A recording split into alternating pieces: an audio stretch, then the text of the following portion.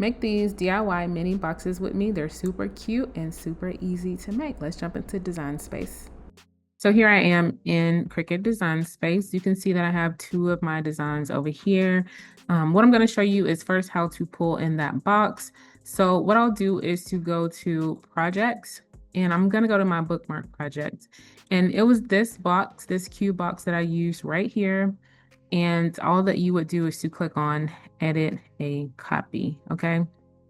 And actually, let me just open up another Cricut Design Space window so you can see exactly how I went about this process. So here I am, new project, gonna go to blank canvas, and then I am going to click on projects again once it's done loading. It's taking just a little second. Okay, so I'll click on projects here, gonna go to bookmark, and then go to cube box. From here, you're going to click on edit a copy, and it's going to open up this new project with the box layout. So once you have this layout, I'm just going to move this over to the right side, and I'm going to make a copy. So I'm going to right click on this design, click copy, and I'm going to go back over to my project window. And then I'm going to paste this box in, okay? Now, this size is a little bit larger than the size of the box that I actually made. So what I'll do is to just bring it over on top and just make it a little bit smaller.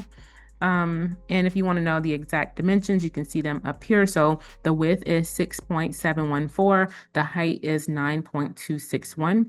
And basically that is your box. From here, as you can see, this is just a plain box. It's a solid color box. You could use regular cardstock or pattern cardstock to do this as well. But I ended up pulling in some patterns. I'm going to show you how I did that. But if you want to just cut a single color box, or if you have any pattern paper on hand, you can use that as well. So what I'll do here first is to detach my design, and I'm going to click on it. Gonna click on this drop down so you can see what's all included in this design. It looks like it's still grouped together, so I'm just gonna ungroup it. Now you can see that there are 3 layers in this group. So what I'm gonna do is select these first 2 layers. This first layer is your score layer. The second layer is your cut layer. So this score lines, I'm just going to hide that so you can see the cut lines down here. So these are the cut lines that help your box to open and close a little bit better. So let me scroll over. So as you can see right here, I'm going to click on the score or the cut lines. It's just 2 lines that are right there. And this allows your design to cut that part right there. And again, it helps you to easily open and close your box. So I'm going to zoom back out. Now I'm going to turn back on those score lines. I'm going to click on the score line and make a duplicate of it. And I find this works best for me because I am going to use my Cricut Explorer Air 2, and my scoring stylus, it doesn't score that deeply. And so that's why I like to make duplicates of the score lines. I'm just going to go ahead and make a third copy of that as well. So this is going to make sure that I can easily fold on those score lines. Okay. Now, what I'll do is to just select each of these layers, so that cut layer, and then also those score lines. I'm going to attach those together. If you want to know how I select all 3 of those layers, I did it over here in the layers panel. I find that the easiest way to do. And all you need to do is to hold down the shift button on your keyboard, keep holding it, and then you're going to click each of those individual layers. Okay, so I'm just going to hide those for right now. Gonna click on this design, and let's hop over to Google now. So for the Bluey box that I did, I'm just gonna type in Bluey background, and let's see what pops up. Gonna click on images, and let me see. Gonna type in Bluey pattern, see what happens. Okay. So this one right here is the one that I actually used, and I'm gonna use a different one, but show you how I did that. So I'll click on this pink one. It looks pretty good. So I'll right click on that design, click Save Image As. Gonna rename the file once I get this pop up. I'm gonna type in Bluey pink background or pink pattern. And I want to point out too that this is saving as a WEBP design. I'm going to show you how to convert that into file size that or file type that you can pull into Cricut Design Space. So now what I need to do is to open up my Finder. I did save that in my downloads. I'm going to double click on this design to open it up. And here's that design that was just downloaded. Now what I'm going to do is click preview or click file, file, and then export right here.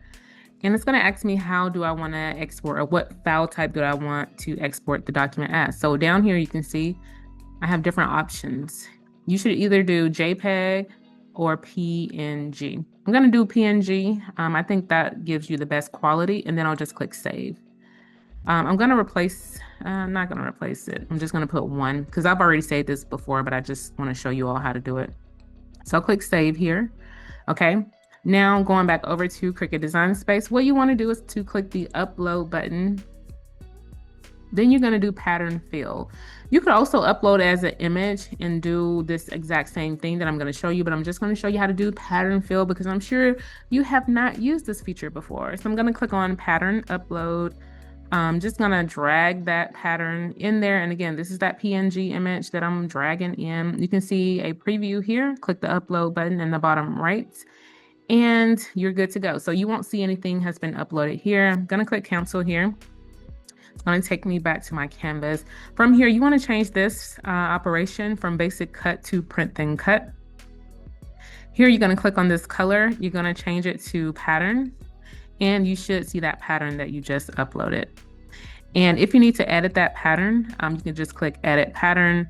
If you zoom in, it'll make your, your design larger. If you zoom out, it'll make your design a little bit smaller as well. Okay, so I'll just click on this X. And what we'll do last is to turn back on those score lines. So you can see those score lines have popped back up. And then you just want to select everything. So I'm going to click on select, or I'm going to click on attach up here in the layers panel. Hold down that shift button, click on that print then cut layer, and then click attach. Okay. So now you have those 3 boxes. I'm not going to show you how to cut this one. I'm actually going to show you how to cut this one over here and assemble it together. So from here, I'm just going to hide these 2. Let me hide them. I'm going to click the make button here. Also make sure that you save your project. That's very important. And here you can see the preview. Going to click continue here.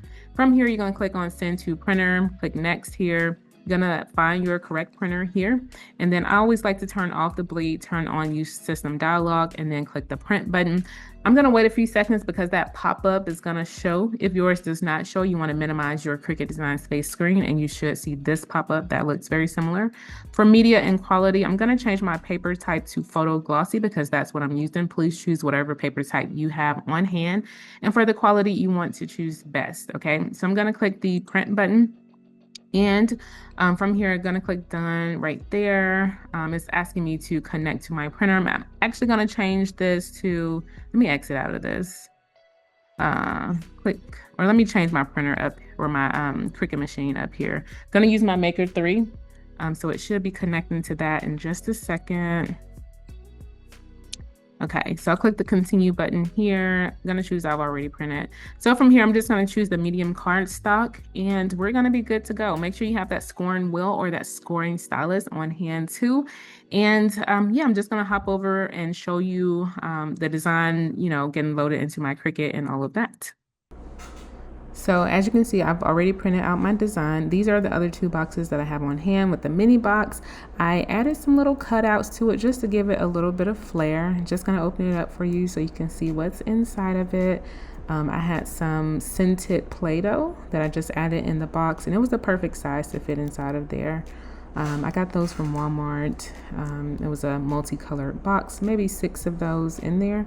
But yeah, they make the perfect little gift to add inside of those boxes. These boxes are 2 by 2 by 2, so they're about 2 inches wide, 2 inches tall, 2 inches deep. this is the other box that I made. This was also a pattern in Cricut Design Space. And just gonna open that one up too so you can see the contents on the inside. I added some candy in this one. And these boxes actually look really cute when they're stacked together.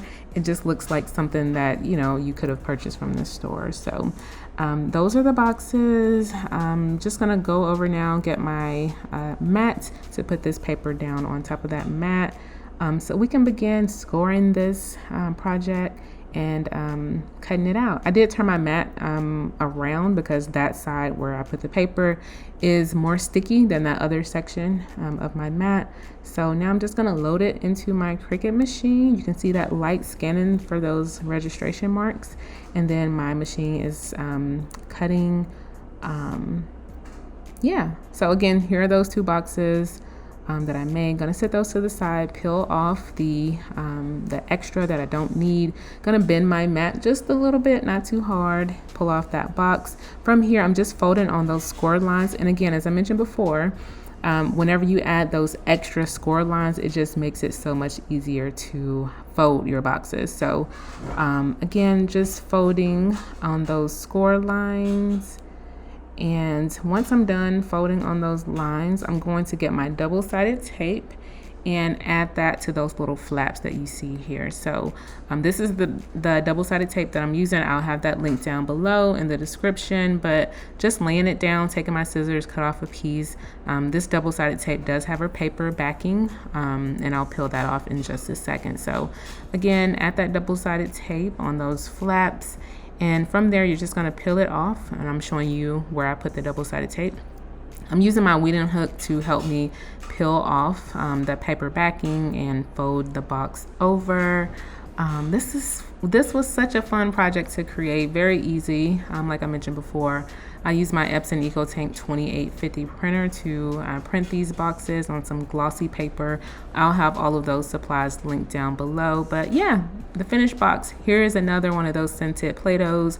This one is blue. You see me just adding it inside of that box. And yeah, doesn't that look so good? I'm still on my Bluey trend, y'all. I'm still on my Bluey trend.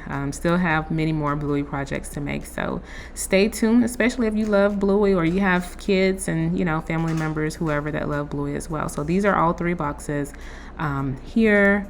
I'm just placing them down. Also, if you love Bluey, I just created these stickers right here. They're available on my shop, my Shopify store, these Bluey stickers. So I hope that you all enjoyed this video. The link to these stickers are going to be down below too. I hope you enjoyed this video. If you have any questions or comments, put those down below. And as always, thanks for watching.